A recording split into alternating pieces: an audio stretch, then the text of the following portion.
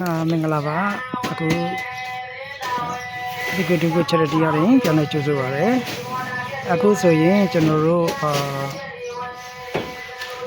ချရတီ blog လေးပေါ့နော်စတင်ပြီးတော့မှတ်တမ်းတင်ပြီးတော့ပညာပေးဘုဒ္ဓတာပေါ့နော်ပိုင်းလေးတွေကိုစတင်မျှဝေမှာဖြစ်တဲ့အတွက်ပေါ့နော်အခု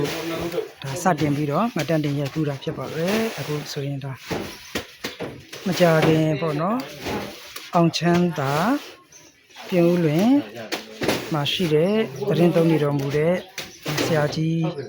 ဆရာလေးပေါ့နော်ဒီလရှင်အပား200ကိုအခုလိုမျိုးဒါဒီလိုစမ်းစံပေါ့နော်ဒီလိုစမ်းစံနေပြီးဖို့အတွက်ဒါကျွန်တော်တို့ဒါအခုဒါလာပြီးတော့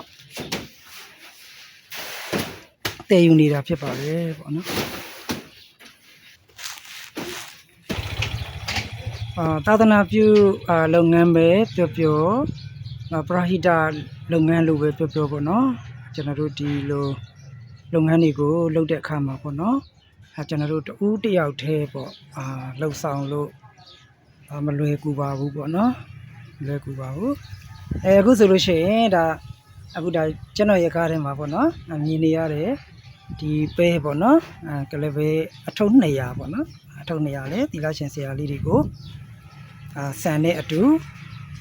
လှူဒန်းမှုအတွက်ဒါကျွန်တော်တို့ကဒါယူလာတာဖြစ်ပါတယ်ပေါ့နော်ခဏနေကြရင်ကားပေါ်ကိုဝိုင်းပြီးတော့တင်ပေးမှာဖြစ်ပါတယ်ဒါကတော့ကျွန်တော်ပေါ့နော်ဒီတန်ဃာတော်တွေသီလရှင်တွေအတွက်ပေါ့နော်ဒီဆွမ်းဆန်တော်အလှူတွေကိုလတိုင်းပေါ့နော်မပြတ်ဖဲလှူဒန်းနေတဲ့အခါမှာကျွန်တော်အမြဲတမ်းဒါဝယ်ယူတဲ့အားပေးတဲ့ဆိုင်ဖြစ်ပါတယ်ပေါ့နော်ဒီကားလေးကတော့ဒါပြုံးလေအောင်ချမ်းသာကဆရာကြီးဆရာလေးတွေပေါ့နော်ဒါသူတို့လာပြီးတော့စမ်းစမ်းတဲ့သူကိုတည်ယူပို့ဆောင်တဲ့မော်တော်ယာဉ်ဖြစ်ပါတယ်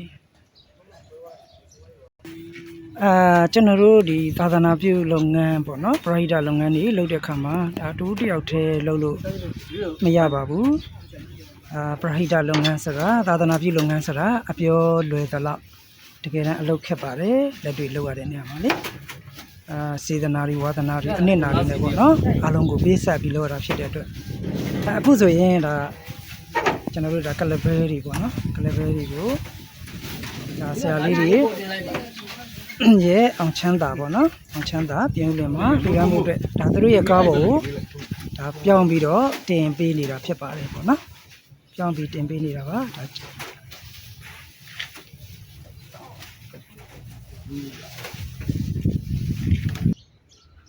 ဒီလိုသာသနာပြုလုပ်ငန်းတွေလုပ်တဲ့အခါမှာပေါ့နော်တဦးတယောက်တည်းလှုပ်ထားတဲ့ပေါ့နော်ဒီလိုမျိုးဆရာတကာပူပေါင်းပြီးတော့ပေါ့နော်သာသနာအတွက်ဆောင်ရွက်တာကပို့ပြီးတော့လုပ်ရတာလွယ်ကူပါတယ်ပို့ပြီးတော့အောင်မြင်ပါတယ်အခုဆိုရင်ဒါဆရာကြီးဆရာလေးတွေပေါ့နော်ကိုတိုင်းကိုကြပေါ့နော်လာပြီးတော့အခုလိုကိုကြီးပံ့ပိုးပေးရတယ်ပေါ့နော်အဲ့လိုကိုကြီးပံ့ပိုးပေးတဲ့အတွက်လည်းအခုလိုမျိုးကျွန်တော်ရဲ့ဒီသာသနာပြုလုပ်ငန်းပရိဒါလုပ်ငန်းတွေကိုအောင်မြင်စွာလုပ်ဆောင်နိုင်တာပါမေတော်ကြီးမင်္ဂလာပါဖေဟာမင်္ဂလာပါအခုတပည့်တော်တို့ရဲ့ဒီလှူဒန်းမှုမှာပေါ့နော်မေတော်ကြီးတို့အနေနဲ့လာရောက်ပြီးတော့ကုညီပံ့ပိုးပေးတဲ့အတွက်အထူးကျေးဇူးတင်ပါတယ်မေတော်ကြီးဖေဟာမေတော်ကြီးအနေနဲ့ဗာမြန်ပြောချင်ရှိသေးလေဖေဟာဆရာလေးအနေနဲ့ကတော့ဒီပရိဟိတလုပ်ငန်းဆိုတာကိုတူတယောက်တည်းလုပ်လို့ရတာမဟုတ်ဘူးပေါ့နော်အဲ့တော့ဆရာတကာညီညာစာနဲ့လက်တွဲကြတယ်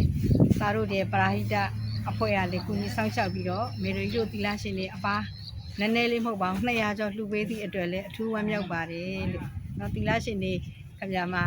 ခုလိုမိုးရွာတဲ့အချိန်ဆိုခက်ခဲပါတယ်လို့အခုလိုခက်ခဲတဲ့ရာသီမှာလာရောက်ပြီးလှူဒန်းပေးသည့်အတွက်အထူးကျေးဇူးတင်ရှိပါတယ်လို့ပြောချင်ပါတယ်တင်ပါမယ်တော်ကြီးကျေးဇူးပါဖေဟာဥတင်ပါတယ်ဖေဟာဒါကအောင်ချမ်းသာကသာသနာမစ္စရီကျောင်းထိုက်ကစာတင်ကျောင်းထိုက်ပေါ့နော်ပရိယတ်တိစာတင်ကျောင်းထိုက်ကဗရဏနာယကဆရာကြီးပါဆရာကြီးဖေဟာမင်္ဂလာပါတပည့်တော်တို့အခုလိုဝမ်းဝမ်းကူညီပေးတဲ့အတွက်လာရောက်ပြီးကူညီပေးတဲ့အတွက်အထူးကျေးဇူးတင်ပါတယ်ဖေဟာဥတင်ပါတယ်ဖေဟာဆရာကြီးအနေနဲ့ဗာလေးပြောချင်သေးလေဖေဟာဆရာလေးအနေနဲ့ပေါ့နော်တခါကြီး ဒီဆရာလေးတို့မြန်မာနိုင်ငံပေါ့နော်သာသနာတော်ဒီလိုအပိထောက်ပံ့နေတဲ့ဒီကလေးကအများတိုင်းကျေးဇူးတင်ပြီးတော့ငယ်ပြီးရပြီးတော့အများတိုင်းပြတာပို့နေပါပြီးတော့ဆရာလေးတို့ကိုလက်ရှင်ပါနေရတာတော့ထဲမှာနေတဲ့ဆရာလေးတွေဖြစ်ပါတယ်ဒါကြောင့်တို့အတဲ့နေရာဖြစ်ပါတယ်အဲကြောင့်တို့အတဲ့နေရာကိုတူတဲ့အတွက်ဒီကလေးကိုကျေးဇူးတွေအများကြီးတင်ပါတယ်ဒီကလေးဒီနေ့မှစပြီးနောက်နှစ်ပေါင်းတရားကျော်အောင်ကျန်းကျန်းမာမာချမ်းချမ်းသာသာနဲ့သာသနာကိုအပိထောက်ပံ့နိုင်တဲ့ပုဂ္ဂိုလ်ဒီပုဂ္ဂိုလ်နဲ့ဖြစ်ပါစေလို့ဆရာလေးမြတ်တာရှိပါလေ တင်ပါဗျာကျေးဇူးအများကြီးတင်ပါတယ်ဆရာကြီးဗျာအခုလိုပံ့ပိုးကူညီပေးတဲ့အတွက်တပည့်တော်ရဲ့ဒီသာသနာပြုလုပ်ငန်းပရိဟိတလုပ်ငန်းတွေကိုလည်းအောင်မြင်လုပ်နိုင်တာပါဗျာဆရာကြီးတို့ရဲ့သီလသမารိပညာကုံကိုအစဉ်ဥခိုက်ပူဇော်ပါတယ်ဗျာအခုဒါဆိုရင်ကျွန်တော်တို့အောင်ချမ်းသာပြည်ဦးလယ်မှာပေါ့နော်ဆရာကြီးဆရာလေးအပါ200ကိုကျွန်တော်တို့မကြာမီအရောက်တူတတ်မှုအတွက်ဆွမ်းဆန်တော်နဲ့ကလစ်ဘဲတွေအားလုံးတင်ပြီးပါပြီအားလုံးတင်ပြီးသွားတဲ့အတွက်အဲ့ဒါခဏလေးဆိုဆရာလေးတွေပြည်ဦးလယ်ကိုပြန်တက်ပါမယ်ကျွန်တော်တို့ကလူမဲနေ့တနင်္လာနေ့ကိုကျွန်တော်တို့အဖွဲ့ကိုယ်တိုင်သွားပြီးလှူဒါန်းမှာဖြစ်ပါတယ်အားလုံးကျေးဇူးတင်ပါတယ်အခုလိုကိုညီပေးတဲ့ဆရာလေးတွေကိုရင်နေအဖွဲ့ဝင်တွေဒီကဆန်ဆိုင်ကဆရာကြီးပေါ့နော်အားလုံးကျေးဇူးအများကြီးတင်ပါတယ်တာရုပါ ဒီလိုကညီမကြီးသားလေးဟိုမှာပြေးပဲတော့သွားသေးလား